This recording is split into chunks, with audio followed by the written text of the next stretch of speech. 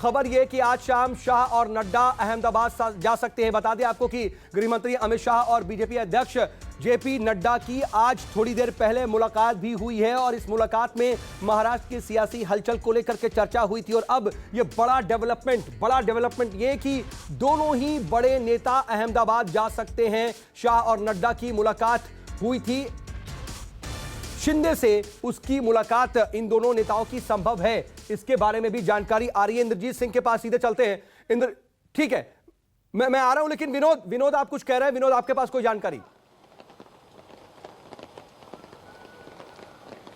देखिए सऊद, ये खबर है कि अगर यहां से प्रस्ताव नकारा जाता है तो आज शाम को अहमदाबाद में देवेंद्र फडणवीस, एकनाथ शिंदे दाखिल होंगे। वहां पर अमित शाह और जेपी नड्डा के साथ उनकी बैठक होगी। महाराष्ट्र में सरकार स्थापन करने को लेकर विस्तृत तरीके से वहां पर जानकारी दी जाएगी। पहले राष्ट्रपति शासन लगाया जाएगा और उसके बाद सत्ता स्थापन का दावा भी यहां पर किया जा सकता है। पूरे प्लानिंग के तहत दोनों नेता देवेंद्र फडणवीस और एकनाथ शिंदे शाम को मिल सकते हैं। ये जानकारी सूत्रों के हवाले से मिली है। आपको पता ही है, राज्यसभा चुनाव और विधान परिषद चुनाव में देवेंद्र फडणवीस महाराष्ट्र के नए चाणक्य बन के सामने आए थे। कम सीटें होने के बावजूद, कम वोट होने के बावजूद उन्होंने कुल मिलाकर के ये बड़ा डेवलपमेंट है विनोद, और ऐसा लग रहा है कि आने वाले वक्त में बहुत तेजी से घटनाक्रम बदलेगा। देखिए, बड़ी खबर इन सबके बीच ये कि सारे विधायकों को अहमदाबाद शिफ्ट किया जा सकता है। सूरत से अहमदाबाद शिफ्ट किए जा सकते हैं बागी एमएलए, यानी कि इस वक्त जो एकनाथ शिंदे के साथ तकरीबन 22 विधायक सूरत में मौजूद है ली मेरिडियन होटल में, वहां पर पूरी तरह से किलेबंदी तो है। लेकिन अब यह खबर देख लीजिए, गृह मंत्री अमित शाह और बीजेपी अध्यक्ष जेपी नड्डा अहमदाबाद जाने वाले हैं। इस बीच खबर यह मिल रही है कि सारे विधायक जो शिवसेना के बागी विधायक हैं उन्हें अहमदाबाद शिफ्ट किया जा सकता है। सूरत से अहमदाबाद जा सकते हैं सभी बागी विधायक और वहां पर ही एकनाथ शिंदे से गृह मंत्री अमित शाह और जेपी नड्डा की मुलाकात हो सकती है।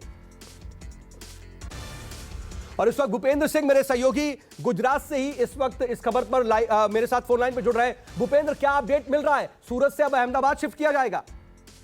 देखिए, अभी जो खबर आ रही है, हालांकि आधिकारिक तौर पर इसकी कोई पुष्टि नहीं है, लेकिन ये कहा जा रहा है कि यहाँ से विधायकों को अहमदाबाद शिफ्ट किया जा सकता है। इसके अलावा देवेंद्र फडणवीस भी अहमदाबाद पहुंच सकते हैं।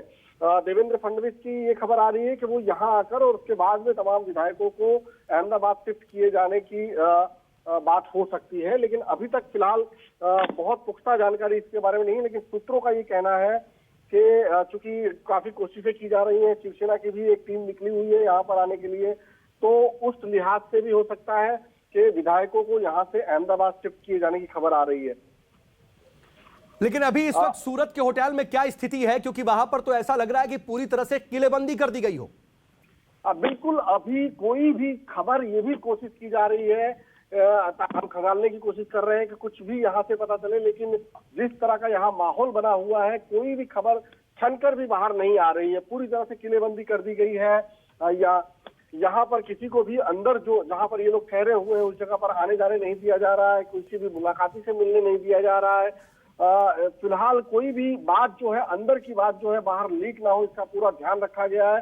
सुरक्षा के लिहाज से भी यहाँ पर पूरी तरह से पुलिस ने सड़कों पर भी बैरिकेडिंग करके रखी हुई है। इसके अलावा अंदर जो होटल है उसके अंदर भी पूरी तरह से सुरक्षा के इंतजाम किए हुए हैं।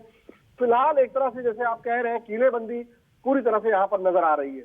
जी हाँ, किलेबंदी तो नजर आ रही है, लेकिन देखिए डेवलपमेंट को आप देखिए और कड़ी से कड़ी मिलाने की कोशिश कीजिए। कड़ी यह है कि आज जहां महाराष्ट्र में सियासी हलचल हो रही थी, तो वहीं दिल्ली में भी इसको लेकर के हलचल कम नहीं थी। शरद पवार और प्रफुल्ल पटेल की मुलाकात भी हो रही थी। प्रेस कॉन्फ्रेंस शरद पवार ने की और उसके बाद उन्होंने कई बातें अहम कही, लेकिन यह बहुत बड़ी बात थी कि यह शिवसेना का अंदरूनी मामला है। उन्हें उम्मीद है कि उद्धव ठाकरे इसे संभाल लेंगे। लेकिन अब गृह मंत्री अमित शाह और जेपी नड्डा की मुलाकात आज दिल्ली में हुई, उसके बाद वो अहमदाबाद जाने वाले हैं। सूरत से भी तमाम विधायकों को अहमदाबाद शिफ्ट किया जा रहा है। यह अपने आप में बहुत बड़े संकेत है। और इंद्रजीत, मैं आपके पास आ रहा हूं। बीजेपी दफ्तर के बाहर क्या मुंबई में भी हलचल है या फिर सारा का सारा सेंटर दिल्ली और अहमदाबाद शिफ्ट हो गया है?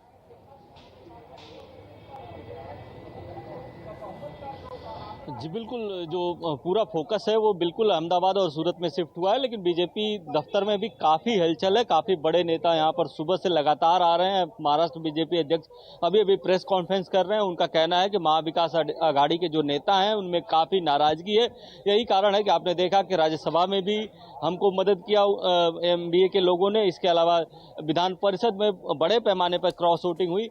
सबसे बड़ी बात यह है सऊद की जो बीजेपी नेताओं का बॉडी लैंग्वेज है वो काफ़ी कॉन्फिडेंट लग रहा है। उनको लग रहा है कि जिस तरह से पूरा प्लान बना, जिस तरह से जो स्क्रिप्ट बन रही, शायद इसी तरह से पूरा मामला चल रहा है। तो कहीं ना कहीं ऐसा लग रहा है कि अब जो है महाविकास आघाड़ी के हाथ से जो बाजी है वो निकल चुकी है और धीरे धीरे बीजेपी की तरफ आ रही है। यही कारण है कि जो बीजेपी ने अपनी गतिविधियां बढ़ा दी है और इसको लेकर जो पूर्व मुख्यमंत्री देवेंद्र फडणवीस हैं वो दिल्ली में गए, दिल्ली में बड़े नेताओं से आज मिले हैं और फिर अहमदाबाद जाने वाले हैं। अहमदाबाद में या सूरत में एकनाथ शिंदे से उनकी मुलाकात हो सकती है। इस बीच ये भी देखा जा रहा है कि शिंदे ने जो शर्तें रखी हैं क्या उद्धव ठाकरे उसको मानते हैं या नहीं मानते हैं।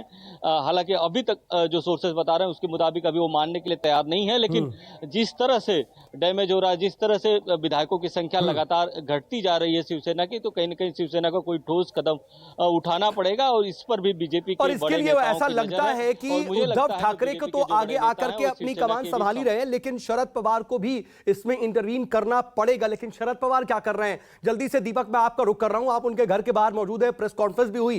क्या वो मुंबई के लिए रवाना हो गए या फिर अभी दिल्ली में ही कुछ बातचीत हो रही है और उसके बाद शाम में रवाना होंगे?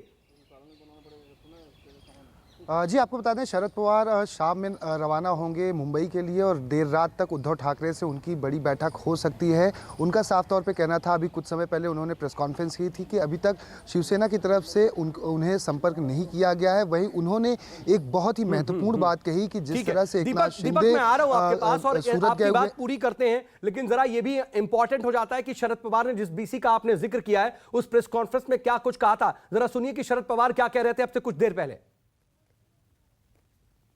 जो कुछ महाराष्ट्र में हुआ ये पिछले 2-2.5 साल में this is the third incident. इससे पहले 2 हुए थे। मुझे याद है कि जब उद्धव ठाकरे जी का सरकार बना, इससे पहले कुछ हमारे MLA को उठाकर यहाँ हरियाणा में गुड़गांव में कुछ एरिया में रखे गए थे, मगर बाद में वहाँ से निकल कर वो वापस आ गए, सरकार बनाया। सरकार बनने के बाद पिछले 2.5 साल सरकार ठीक से चल रहा है। वहाँ जो अंडरस्टैंडिंग है तीनों पार्टी में, इसमें शिवसेना के पास मुख्यमंत्री की जिम्मेदारी है, डिप्टी CM NCP के पास है और इन्फोर्समेंट बाकी जो मंत्रालय है इसकी जिम्मेदारी सरकार के कांग्रेस के ऊपर है। जहाँ तक लीडरशिप है, कुछ बदलाव करना या किसी को वहाँ मौका देना, वो उनका इंटरनल इशू है।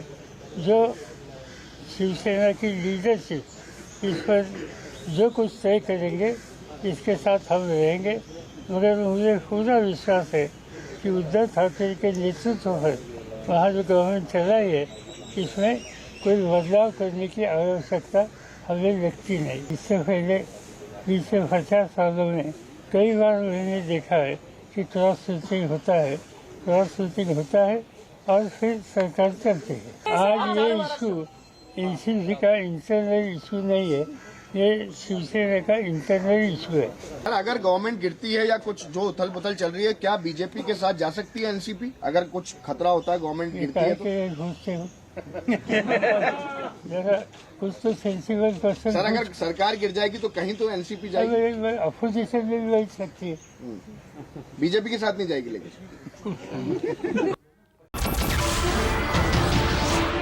नमस्कार, मैं हूं मानक गुप्ता।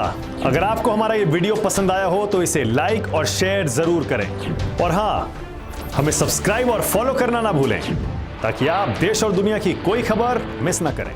तो जुड़े रहिए हमारे साथ और देखते रहिए News 24।